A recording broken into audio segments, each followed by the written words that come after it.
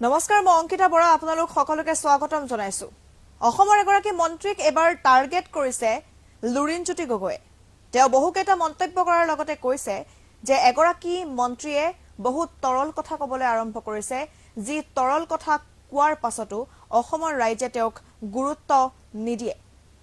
কোন মন্ত্ৰী তেওঁ নাম লোৱা নাই, কিন্তু নাম নোলোৱাকৈ এগৰাকী মন্ত্ৰীক টাৰ্গেট কৰি বহুকেইটা মন্তব্য কৰা শুনিবলৈ পোৱা গ'ল লুৰিণজ্যোতি গগৈৰ। আমি জনাইছো আপোনালোকক এই খবৰটো এই মুহূৰ্তত এগৰাকী মন্ত্ৰীৰ কথাৰ গুৰুত্ব নাই, অসমৰ ৰাইজে জানে, এই বুলি মন্তব্য কৰিছে লুৰিণজ্যোতি গগৈয়ে। নামৰূপত উপস্থিত হৈ শ্ৰীমন্ত শংকৰদেৱ সংঘৰ পদাধিকাৰৰ আশীষ ললে লুৰিণজ্যোতি গগৈয়ে। আৰু নিশাৰ ভাগত এই মন্তব্য কৰা শুনিবলৈ পোৱা গ'ল লুৰিণজ্যোতি গগৈৰ। তৰল কথাৰ মাজত নিজৰ জীৱন আগবঢ়াই নিবলৈ অসমৰ জনগণে নিবিচাৰে বুলি মন্তব্য কৰিছে লুৰিণজ্যোতি গগৈয়ে। আৰু এই সময়ত তৰল কথা পতাৰ সময় নাই, অসমৰ হিতৰ, অসমৰ ভাল হোৱাৰ কথা পতাৰ সময়। আৰু তৰল কথা কৈ এগৰাকী মন্ত্ৰীয়ে সেই সকলোবোৰ দিশ, সকলোবোৰ প্ৰসংগ আঁতৰাই ৰাখিবলৈ চেষ্টা কৰে বুলি মন্তব্য কৰিছে লুৰিণজ্যোতি গগৈয়ে। কাৰো নাম লোৱা নাই, কিন্তু নাম নোলোৱাকৈ এগৰাকী মন্ত্ৰীক এইবাৰ টাৰ্গেট কৰিছে লুৰিণজ্যোতি গগৈয়ে। লগতে অসম জাতীয় পৰিষদৰ বিষয়ববীয়াসকলৰ সৈতে তেওঁ নামৰূপত উপস্থিত হৈছে। নামৰূপত নিশা উপস্থিত হোৱাৰ পাছতেই সংবাদ মাধ্যমৰ আগত এই মন্তব্য কৰা শুনিবলৈ পোৱা গ'ল লুৰিণজ্যোতি গগৈয়ে।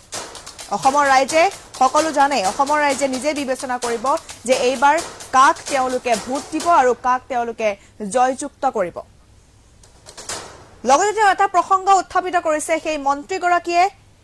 আহোম জনগোষ্ঠীক অপমানিত কৰিছে। এটা বিশেষ মন্তব্য কৰি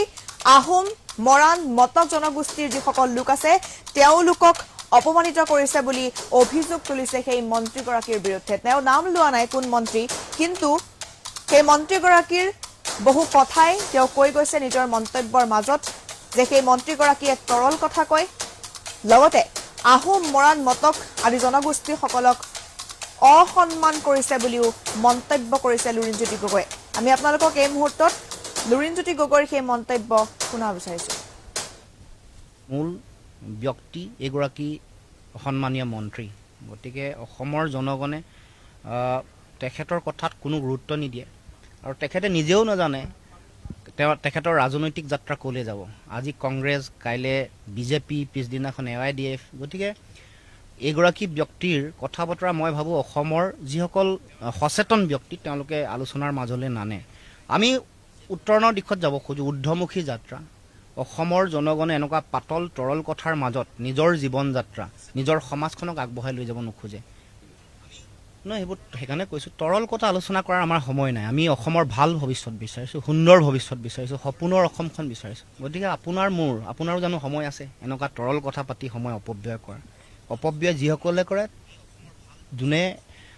গুণগত ৰাজনীতিৰ পৰিৱেশ তৈয়াৰ কৰিব নোখোজে। সময়ে ঠিক কৰিব এইসকল যিসকল ব্যক্তি এনেকুৱা পাতল কথাৰে সমাজখন বিভ্ৰান্ত কৰিব খুজিছে, সেইসকল ব্যক্তি আচলতে অসমৰ ৰাজনৈতিক যিটো সংস্কৃতি, এই সংস্কৃতিক যে তেওঁলোকে এটা বেয়াৰ দিশলৈ লৈ গৈছে, মানুহক ধন বলৰ যোগেদি, ধনৰ যোগেদি মানুহৰ গণতান্ত্ৰিক সমগ্ৰ প্ৰমূল্যটো তেওঁলোকে ধ্বংস কৰিছে, গণতান্ত্ৰিক ব্যৱস্থাটোক নাইকিয়া কৰিছে। এইটো সময়ে ক'ব। আজি ধনৰ যোগেদি কোনোবা মন্ত্ৰী MLA হৈ আছে, কিন্তু অসমৰ সমাজখন, অসমৰ জাতীয় জীৱনৰ ভৱিষ্যত, আমাৰ জাতীয় সভ্যতা কোন দিশত গতি কৰিছে, সেইটো সময়ে নিৰূপণ কৰিব। আজি কোনোবা ধনত বলিয়ান হৈ বগা ভাত ছটিয়াই কাউৰীক আমন্ত্ৰণ কৰি তেওঁলোকে সেই যিটো এটা গুণগতহীন ৰাজনীতিৰ এটা পৰিৱেশ তৈয়াৰ কৰিছে, এইটো সময়ে ইয়াৰ সমসূচীৰ উত্তৰ দিব। আৰু যিবোৰ কথা বতৰা অৱতাৰণা কৰিছে এইবোৰ অত্যন্ত দুখজনক। এতিয়া এনেকুৱা এটা বিষয় উত্থাপন কৰিছে, মই মূৰত মুকুট লোৱা, পাগুৰি লোৱা, পাগ লোৱাৰ কথা উল্লেখ কৰিছে। এইটো এটা আহোম জনগোষ্ঠী, মৰাণ মটকসকলৰ সংস্কৃতিৰ ভিতৰৰ বস্তু। এই গোটেই কথাটোৰ যোগেদি আহোম জনগোষ্ঠীটোৰ মোৰ প্ৰতি তেওঁলোকে মোক যিটো ভাল পোৱা, মৰম, যিটো আৱেগ দিছে, ইয়াৰ প্ৰতি চূড়ান্ত অপমান কৰিছে। গতিকে এগৰাকী সন্মানীয় মন্ত্ৰীৰ মুখত জনগোষ্ঠীৰ আৱেগ অনুভূতি, আহোম জনগোষ্ঠী, মৰাণ মটক জনগোষ্ঠীৰ আৱেগক এনেকুৱাকৈ উপলুঙা, এনেকুৱাকৈ অশ্ৰদ্ধা কৰা কোনো সংস্কৃতিবান মানুহে কৰিব নোৱাৰে। গতিকে মই ভাবোঁ যে ভাল কথা চিন্তা চৰ্চা কৰক আৰু তেওঁ সম্ভৱতঃ মই ভাবোঁ যে অবৈধ হিন্দু বিদেশীৰ ৰাজনীতি কৰি তেওঁ চাগে এইবোৰ আহোম জনগোষ্ঠী মৰাণ মটক জনগোষ্ঠীৰ সংস্কৃতিৰ কথা তেওঁ নিশ্চয় পাহৰিছে অলপ মই সেইকাৰণে অকণমান সকলো জাতি জনগোষ্ঠীৰ সংস্কৃতিৰ চিন্তা তেওঁলোকৰ আৱেগ অনুভূতিৰ প্ৰতি শ্ৰদ্ধাশীল হৈ আগবাঢ়িবৰ কাৰণে মই অনুৰোধ জনাইছোঁ আৰু এনেকুৱা ধৰণৰ পাতল কথাৰে সমাজখনক আমাৰ উঠি অহা নতুন প্ৰজন্মক বিভ্ৰান্ত নকৰিবৰ কাৰণেও অনুৰোধ জনাইছোঁ কাৰণ আমি যিসকল নতুন প্ৰজন্মৰ আছোঁ যিসকলে অসমৰ ভাল ভৱিষ্যত বিচাৰোঁ আমি বিচাৰোঁ যে ইয়াত অসমত এটা ভাল বৌদ্ধিক পৰিৱেশ হওক বিদ্যায়তনিক পৰিৱেশ হওক য'ত ভাল ভাল কথা আলোচনা হ'ব যুক্তিৰে সমাজত কথা বতৰাবোৰ বিবেচিত হ'ব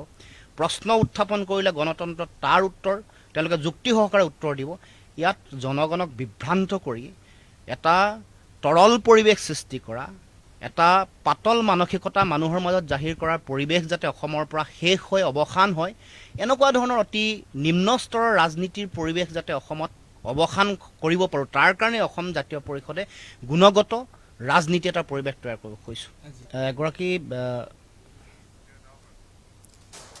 আৰু এই লুৰিণজ্যোতি গগৈৰ মন্তব্য আমি আপোনালোকক শুনাইছো লুৰিণজ্যোতি গগৈ এই মন্তব্য কৰিছে এগৰাকী মন্ত্ৰীক টাৰ্গেট কৰিছে আৰু সেই মন্ত্ৰীগৰাকীৰ বিষয়ে বহু কথাই কৈ গৈছে লুৰিণজ্যোতি গগৈয়ে তেওঁ কৈছে সেই মন্ত্ৰীগৰাকীয়ে তৰল কথাৰে অসমৰ সমস্যাসমূহ অসমৰ বৰ্তমানৰ পৰিস্থিতি তেওঁ মোকাবিলা কৰিব পৰা নাই সেইবাবে যিকোনো কথা কৈ হাঁহিয়াতৰ পাত্ৰ হৈ পৰিছে সেই মন্ত্ৰীগৰাকী কেৱল এয়াই নহয় অসমৰ ভৱিষ্যত অসমৰ সুৰক্ষাৰ কথা তেওঁ চিন্তা কৰা নাই কেৱল যিকোনো প্ৰসংগ অসমৰ পৰা নাইকিয়া কৰিবলৈ যিকোনো ধৰণৰ মন্তব্য আগবঢ়াবলৈ আৰম্ভ কৰিছে এগৰাকী মন্ত্ৰীয়ে নিজৰ তৰল কথা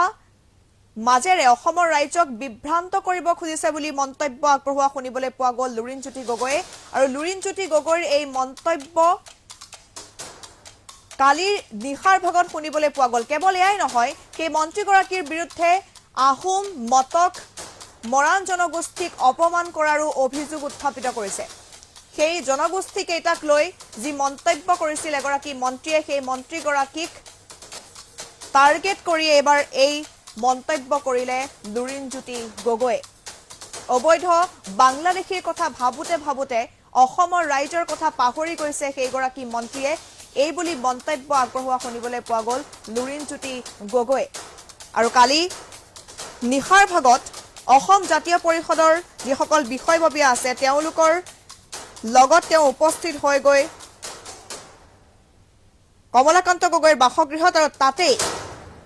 সেই পদাধিকাৰগৰাকীৰ আশীৰ্বাদ গ্ৰহণ কৰাৰ পাছত সংবাদ মাধ্যমৰ আগত এই মন্তব্য কৰা শুনিবলৈ পোৱা গ'ল লুৰিণজ্যোতি গগৈ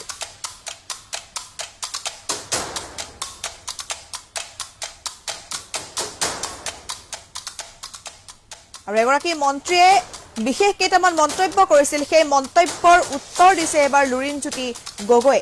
ৰজা নহওঁতেই নিজে মুকুট পিন্ধিছে বুলি কটাক্ষ কৰা হৈছিল আৰু সেই মন্তব্যৰ পাছতেই উত্তৰ দিছে প্ৰত্যুত্তৰ দিছে এবাৰ লুৰিণজ্যোতি গগৈ অসম জাতীয় পৰিষদত তেওঁ যোগদান কৰাৰ পাছতেই বিভিন্নজনে সমালোচনা কৰিছে বিশেষকৈ শাসনাধিষ্ঠ চৰকাৰখনৰ বহু নেতা মন্ত্ৰীয়ে সমালোচনা কৰা দেখিবলৈ পোৱা গৈছে আৰু সেই সকলোবোৰ কথাৰে উত্তৰ এফালৰ পৰা দি গৈছে এবাৰ লুৰিণজ্যোতি গগৈয়ে আমি আপোনালোকক লুৰিণজ্যোতি গগৈৰ মন্তব্য পুনৰবাৰ শুনাব বিচাৰিছো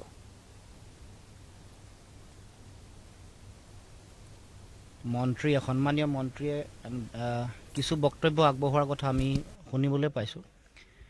যিগৰাকী মন্ত্ৰীয়ে এই বক্তব্যসমূহ আগবঢ়াইছে এগৰাকী মন্ত্ৰীক তেখেতে এনেকুৱা ধৰণৰ কথা বতৰা সমাজ জীৱনত কৈয়ে থাকে দেখি আহিছে গতিকে কথা বতৰাৰ যে কোনো গুৰুত্ব নাই অসমৰ জনগণে জানে কাৰণ অসমৰ জনগণ তেওঁলোক সকলো যোগাত্মক চিন্তাৰে আগবাঢ়িব খোজে কোনো ধৰণৰ এনেকুৱা ধৰণৰ পাতল কথা তৰল কথাৰ মাজত অসমৰ জনগণ এতিয়া তেওঁলোকে কাম কাজ কৰি থাকিব খোজা নাই অসমৰ ভাল ভৱিষ্যত মূল যিবোৰ জাতিটোৰ ইছ্যু আছে বিদেশী নাগৰিকক সংস্থাপিত কৰিব নে তেওঁলোকে বিদেশী নাগৰিকক ইয়াৰ পৰা বিতৰণ কৰিব এনেকুৱা ধৰণৰ চিন্তাক লৈ এইবোৰ বিষয়হে আচলতে উত্থাপন হ'ব লাগে সমাজখন এটা তৰল চিন্তাৰ পৰিৱেশ তৈয়াৰ কৰাৰ মূল ব্যক্তি এগৰাকী সন্মানীয় মন্ত্ৰী গতিকে অসমৰ জনগণে তেখেতৰ কথাত কোনো গুৰুত্ব নিদিয়ে আৰু তেখেতে নিজেও নাজানে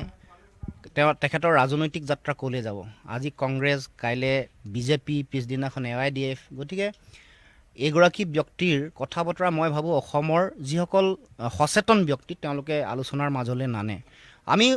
উত্তৰণৰ দিশত যাব খোজোঁ ঊৰ্ধ্বমুখী যাত্ৰা অসমৰ জনগণে এনেকুৱা পাতল তৰল কথাৰ মাজত নিজৰ জীৱন যাত্ৰা নিজৰ সমাজখনক আগবঢ়াই লৈ যাব নোখোজে নহয় সেইবোৰ সেইকাৰণে কৈছোঁ তৰল কথা আলোচনা কৰাৰ আমাৰ সময় নাই আমি অসমৰ ভাল ভৱিষ্যত বিচাৰিছোঁ সুন্দৰ ভৱিষ্যত বিচাৰিছোঁ সপোনৰ অসমখন বিচাৰিছোঁ গতিকে আপোনাৰো জানো সময় আছে এনেকুৱা তৰল কথা পাতি সময় অপব্যয় কৰা অপব্যয় যিসকলে কৰে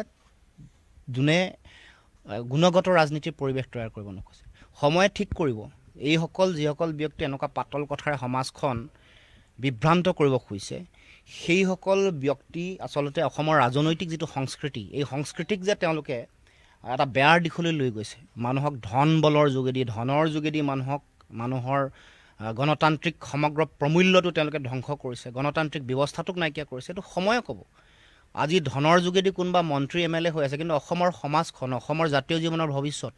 আমাৰ জাতীয় সভ্যতা কোন দিশত গতি কৰিছে সেইটো সময়ে নিৰূপণ কৰিব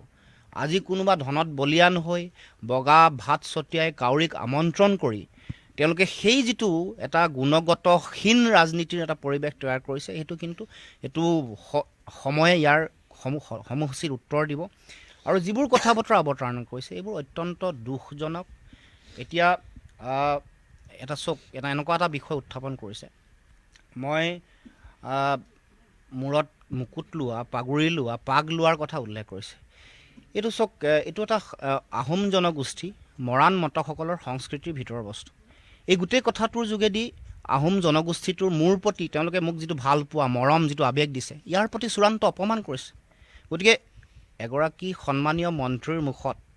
জনগোষ্ঠীৰ আৱেগ অনুভূতি আহোম জনগোষ্ঠী মৰাণ মটক জনগোষ্ঠীৰ আৱেগক এনেকুৱাকৈ উপলুঙা এনেকুৱাকৈ অশ্ৰদ্ধা কৰা কোনো সংস্কৃতিবান মানুহে কৰিব নোৱাৰে